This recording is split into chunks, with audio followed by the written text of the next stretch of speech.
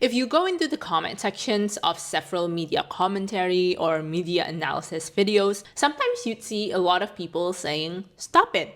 It's not that deep." I have to admit, I say the same thing too occasionally. Sometimes you don't want to think too much about intentions or implications. Sometimes you just want to watch things and escape. However, I feel this mindset is quite damaging. "It's not that deep" has become this go-to slogan to hand wave or forego any sort of critical thinking, and that's not good, especially with how media literacy has gone down within the past few years. I think for media, even if it's bad media, there's always something more to it than just being bad media. For example, there's more to The Room than just being a bad movie. It's the passion project of a man who has a significant amount of money and wealth from doing God knows what. And if you dig deep enough, you can see it's a display of ego and pride. There's more to Emily in Paris than just being a bad TV show. The fact that Netflix continues producing that show while canceling other shows, or the fact that Emily in Paris thrives on sponsorships, tell you a lot about the state of television and streaming services these days. One of my favorite things to watch is reality shows. I love watching The Bachelor, I have to admit,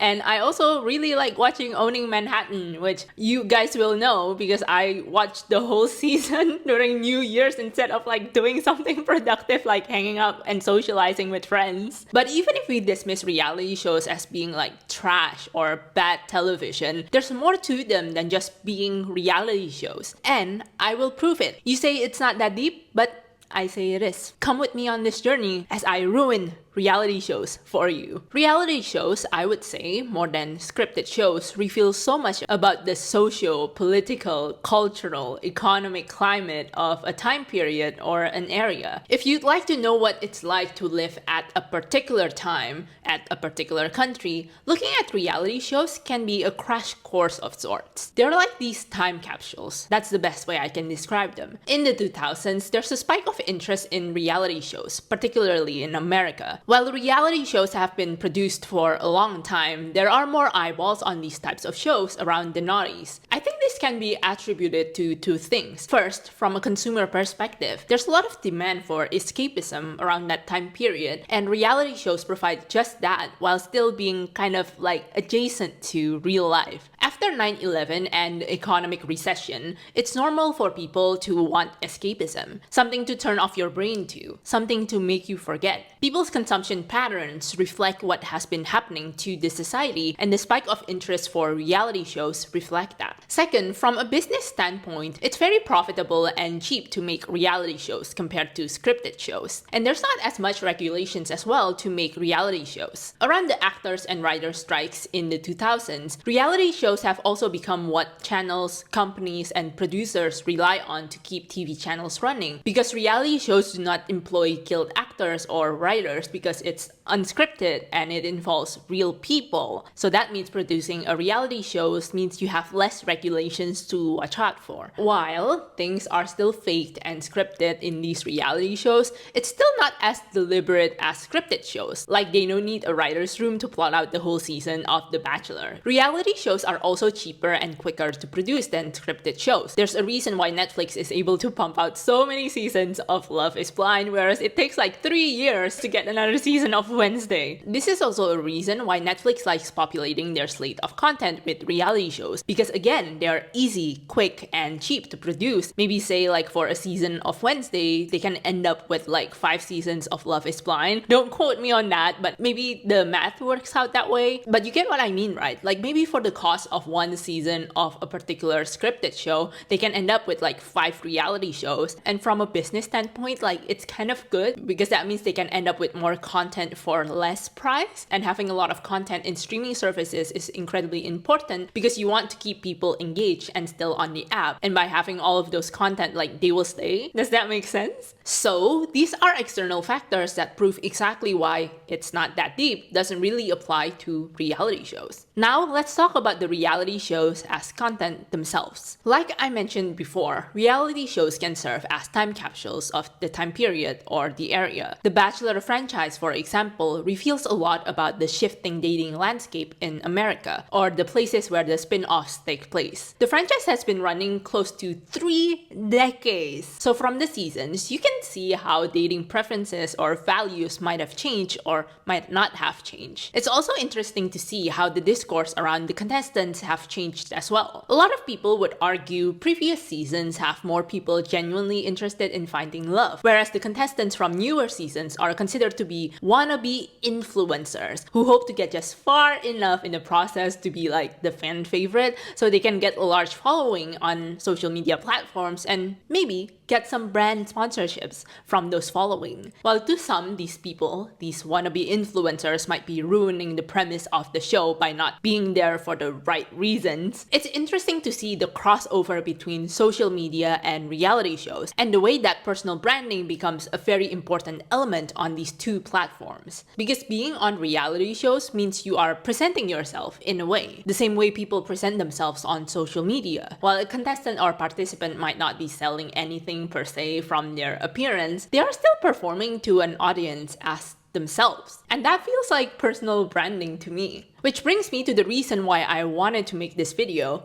in the first place. The Kardashians. Me and my sister, I have to admit, we both quite enjoy watching Keeping Up with the Kardashians. Don't judge us, don't judge us. It's actually pretty interesting at times, the show. However, as much as we do enjoy Keeping Up with the Kardashians, we're not really as engaged with the new show. The new show that's simply titled The Kardashians, the one that's been streaming on Hulu or Disney+.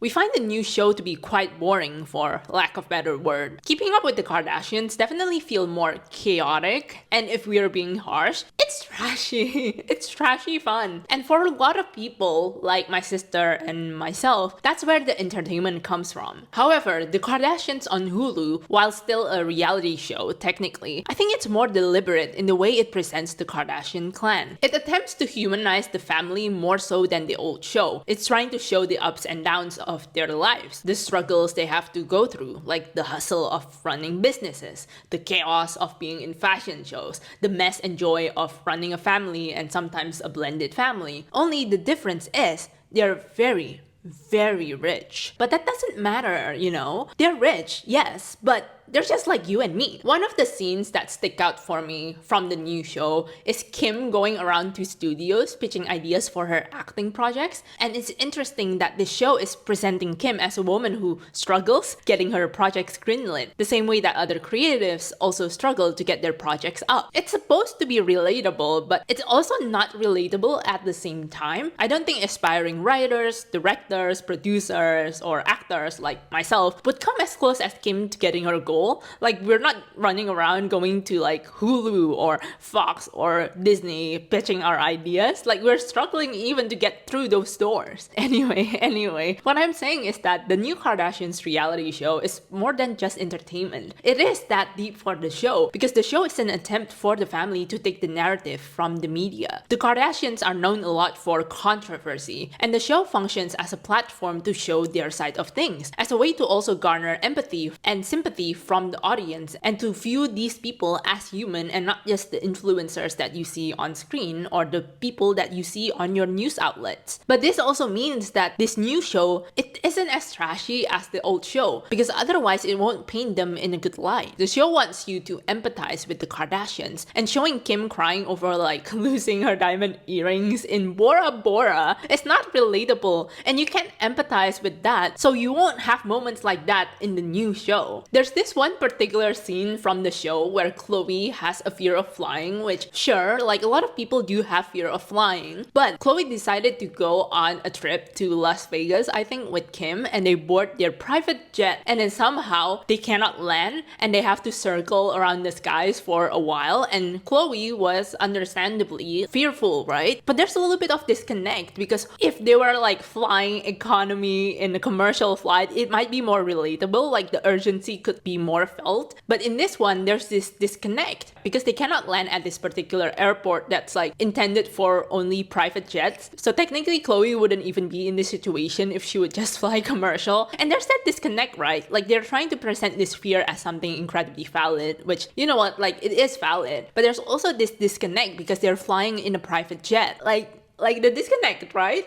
Okay, so coming back to the topic of the video, I think we also need to discuss the question of how we consume reality shows. Like I mentioned before, me and my sister enjoy watching Keeping Up with the Kardashians because it's trashy. It's funny sometimes to see what they're going through and how out of touch sometimes they are. We're in a way allowed to peer into their personal lives, and there's something quite voyeuristic about that. But the voyeuristic nature of reality show is something that we definitely should consider when we're talking about reality shows, because we cannot separate that aspect from our consumption. Think about shows on TLC or A&E that are about the most out-of-the-box topics. It's worth thinking about how some of these shows can prey on vulnerable communities or marginalized communities for the sake of entertainment value. Extreme Hoarders is something that comes to mind because, as sensational as it is to be talking about these people's hoarding habits, I wonder if there should be an empathy towards these people, towards understanding why they are the way they are, instead of vilifying them for their addiction to hoarding certain things the way the show is doing just that. Look at competition shows like The Big Fat Loser as well. To what extent is our consumption of these shows makes us complicit in the exploitation of these people? I just got existential just then. This voyeuristic desire from us is reminiscent of maybe how people in the past really enjoy going to the circus and watching what they would call like freaks, even though they're just like normal people being exploited for like our entertainment purposes. Reality shows as modern circus is a discussion that often happens between media analysts and scholars, and it's easy to see the parallels between these two forms of entertainment. If I'm going to be quite honest, I trust this is a safe space. The reason I really enjoy reality shows is because I can watch these people go about their lives or do these competitions, and sometimes things will occur to them, happy things, but most likely bad things will happen to them. Seeing people go through like struggles or having bad things happen to them is what makes for good entertainment. But the difference is, I can watch these people go through these things and suffer while I'm watching from the comforts of my own home, where unfortunately I often judge these people because I can judge them from a safe distance. When I'm watching The Bachelor or The Bachelorette with my friend, shout out to Jess, we usually sit down and talk about the episode that we just watched, and we find that we often psychoanalyze these contestants, even though I don't think that the people we watch are representative of their real personalities or identities. It's just a performance of themselves that they do on these shows, right? But nonetheless, me and Jess still enjoy talking about them. We enjoy gossiping in general. I think it's in every human's nature to like enjoy gossiping once in a while. But as we're talking about these people, maybe there's a sense of like superiority going on with us, that maybe we'd be more knowledgeable or savvy if we're in their positions. Like things like that wouldn't happen to us because we would know better. But it's not as simple as that. These people who are on these reality shows are often put into a pressure cooker situations that are orchestrated or made worse by the producers. The people in The Bachelor, they're not dating the same way they're dating in real life. They're dating in these circumstances, a very specific circumstance that's like, it's not real life. So who are we to like judge these people for dating these people in that kind of way? So yeah, it is that deep. I'm sorry if I ruined reality shows for you, but I think self-reflection is very important. Even if you just like watching reality shows because it's dumb and after a long day of work, you just want to turn off your brain, eat dinner and not think, and that's totally relatable. I get that for sure. But I still think it's worth thinking about